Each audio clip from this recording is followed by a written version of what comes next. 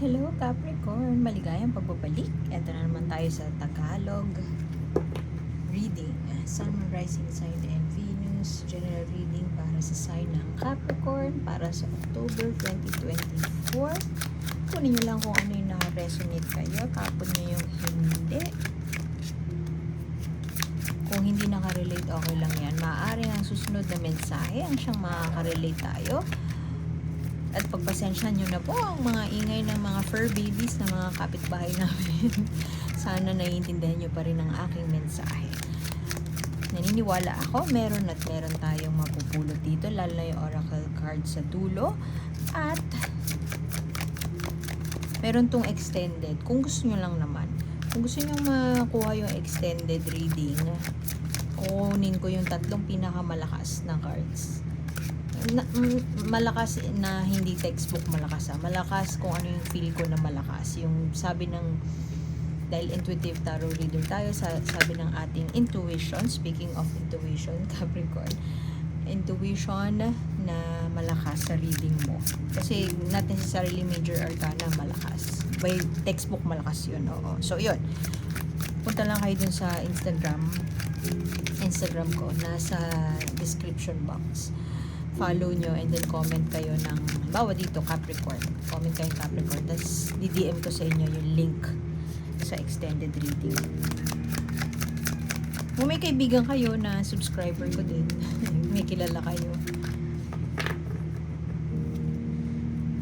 share nyo sa kanila yung link kung gusto nyo. Wala akong pakialam kung gusto nyo i-share, pero yun nga, kailangan mag-comment, mag-follow then comment para makuha yung link sa extended. Kung gusto nyo lang naman, okay lang, it can stand alone naman tong reading natin. Trip ko lang extended.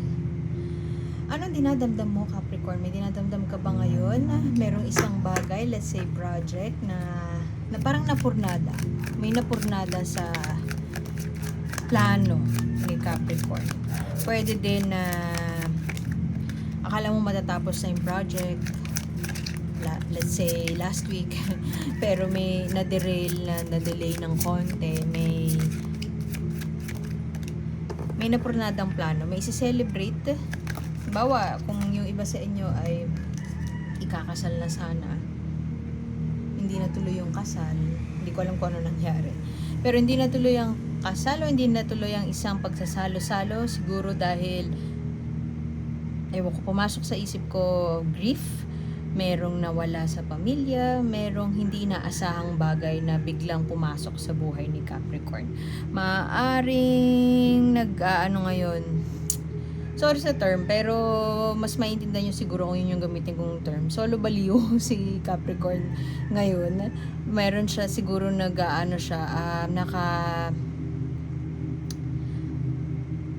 walang kinakausap, nananahimik. Hindi lang pala fur babies yung maingay sa kapitbahay namin, no? May alaga nga palang manok dito, so pasensya na po. Merong pananahimik, pagsosolo. Gusto niya lang lurk mode si Capricorn. Yung iba sa inyo, maaaring yun nga, napurnada ang kasal. Pwede din na hindi natuloy ang isang, may major thing na hindi natuloy.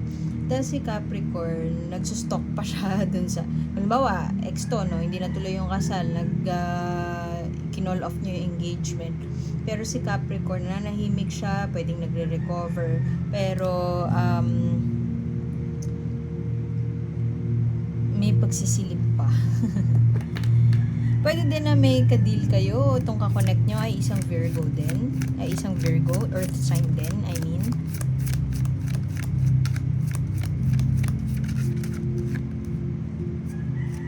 Ewan ko, pwede kasing lungkot ang dinaranas ngayon ni Capricorn. Nagdadrama siya, pero hindi niyo alam. Kung cross-watcher ka, hindi niyo mababasa si Capricorn, anong trip niya. Hindi din siya nagsasabi kung anong trip niya. At kung papakailaman niyo siya, baka magalit lang siya sa inyo. Ayaw niyang paistorbo.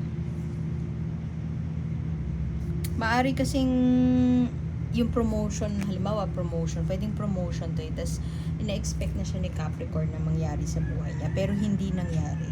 Yung isang bagay na say dapat i-celebrate, hindi na celebrate ni Capricorn.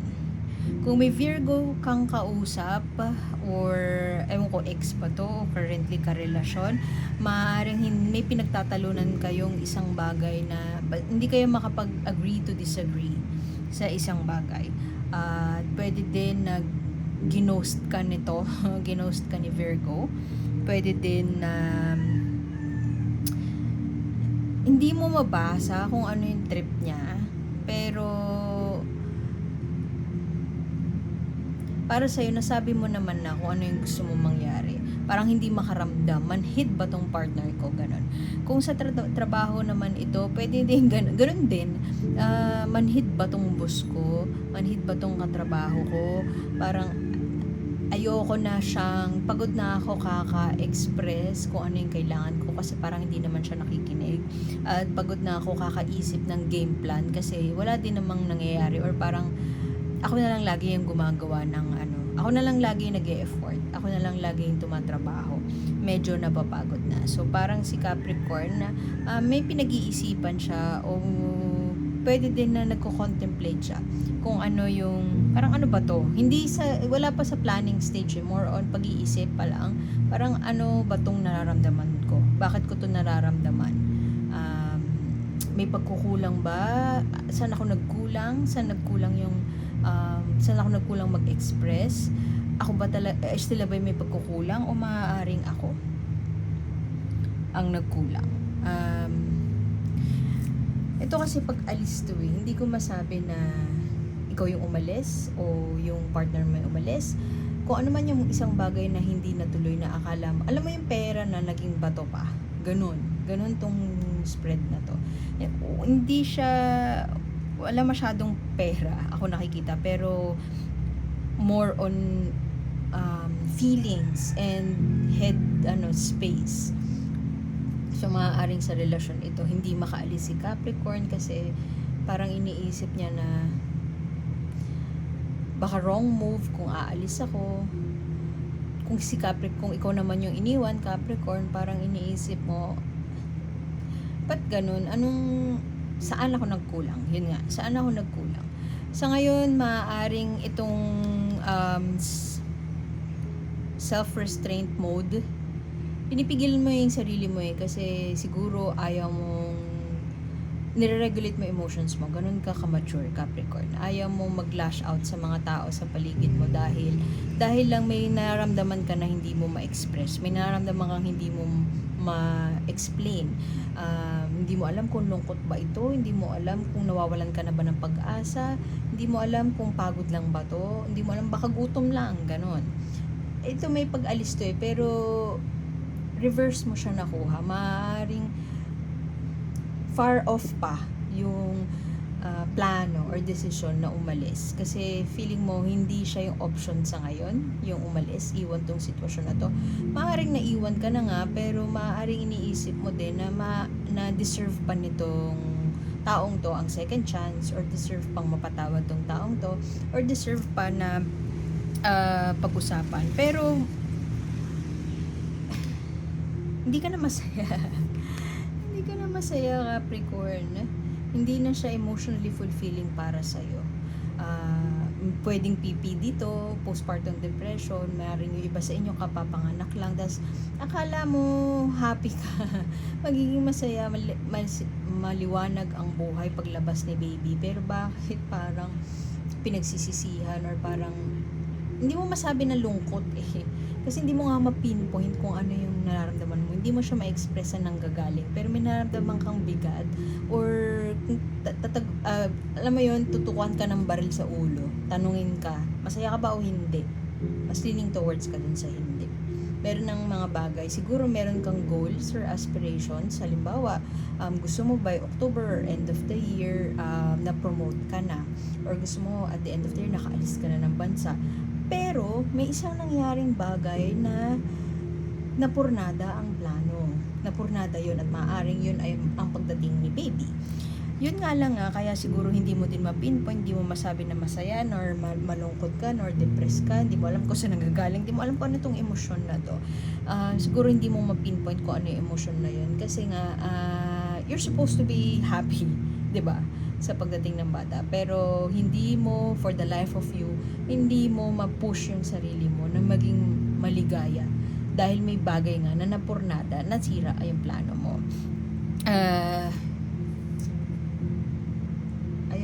Imbes na nag-enjoy ka na lang, halimbawa may plano ka sigurong travel, napurnada yun kasi merong nangyari sa trabaho, hindi ka makapag-alis, or pwede din na yung katrabaho mo, siya yung nabuntis, so kailangan niya mag-maternity leave, so ikaw tong kailangan sumalo ng mga tasks niya. Maaring siya yung Virgo, pero yun na nga, lack of clarity, nahihirapan sa sitwasyon, pero sa extended din makikita natin, ito yung i-explore ko. Malakas siya. Major arcana na nga siya, tas malakas pa siya. Medyo meron tayong pagkoconnect sa emosyon. Alam mo, kung kakahalukayin mo yung puso mo, alam mo kung anong gagawin mo. Sadyang sa pagkakataon nito ngayon, sa current situation, hindi mo pa mahugot at wala ka pang lakas para gawin yon.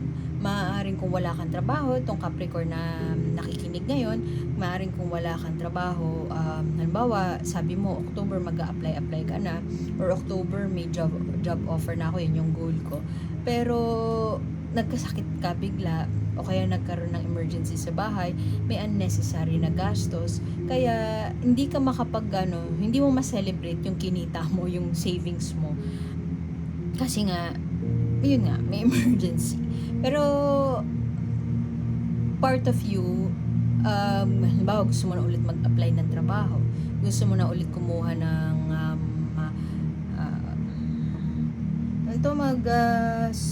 search ng mga job posts, pero parang wala ka pang lakas to do so. Siguro meron pang tampo or hinanakit dun sa isang bagay na nangyari. Kung hindi na purnada yung nangyari na yon in the most recent past, pwede din na nag-FO, friendship over kayo ng mga kaibigan mo. Tapos, sinisisi ka nila sa isang bagay. Pero ikaw, imbis na hindi mo alam kung ano yung mararamdaman mo, hindi mo alam kung magagalit ka kasi nag-take ka ng accountability. Alam mo na may role ka din na ginawa para mangyari yun. Pero sa ngayon, parang hindi ka na happy dun sa setup. Gusto mo nang tumalikod dun sa setup na yun. Pero sa ngayon, kung makikipag-usap sila sa'yo, hindi ka pa ready makipag-usap. Baka mapunta lang sa away. O pwede din na napapaaway ka na kasi nga wala kang gana o wala kang lakas para pag-usapan kung ano man tong elephant in the room na ito, or kung ano man yung dapat yung pag-usapan. Gusto mo lang mag-lurk.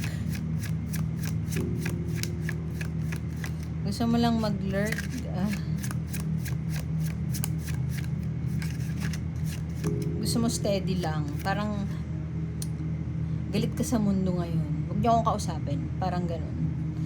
Pero itong pag-shutdown mo na to ngayon, parang more on coping mechanism. Instead of yung typical na magsisik ka ng enlightenment, educate me, ganyan. Ano bang nagawa ko mali? Ayaw mong pumunta doon kasi alam mo na wala ka namang ginawang mali. Ayaw mong sisihin yung tadhana, ayaw mong sisihin si universe, pero basta ayaw mo lang, huwag niyo akong kausapin. Medyo ganun siguro yung mode ni Capricorn ngayon. Pwede din na sobrang dami niyang social events sobrang dami mong pinuntahan na social events last month or the previous days. So ngayon parang gusto mo munang manahimik at gusto mo ng time off. Sorry sa ingay. Time off or time alone with yourself. Home in the sky. Ang napipick up ko na energy dito ay maaaring nasa sitwasyon ka na feeling mo ay may notion ka na dun ka natatagal, dun ka nauugatin, dun na magiging say career, dun ka na tatanda, ma-hold mo na yung pwestong yun for a long time, pero for some reason, halimbawa na lay off ka, hindi mo inaasahan, may bagay na hindi inaasahan.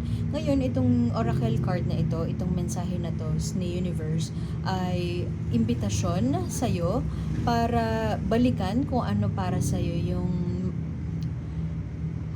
yung emotional satisfaction na sinasabi.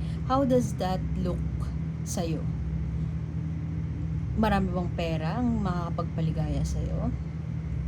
Mataas na posisyon ba makakapagpaligaya sa'yo?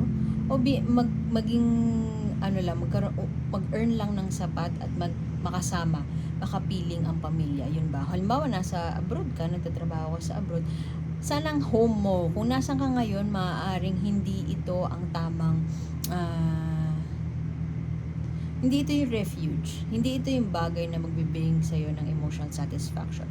Kung nasaan ka man ngayon, mukhang ito, akala mo siya na yung home mo, akala mo siya yung makapagbigay sa'yo ng emotional satisfaction, akala mo siya yung refuge mo, pero hindi pala.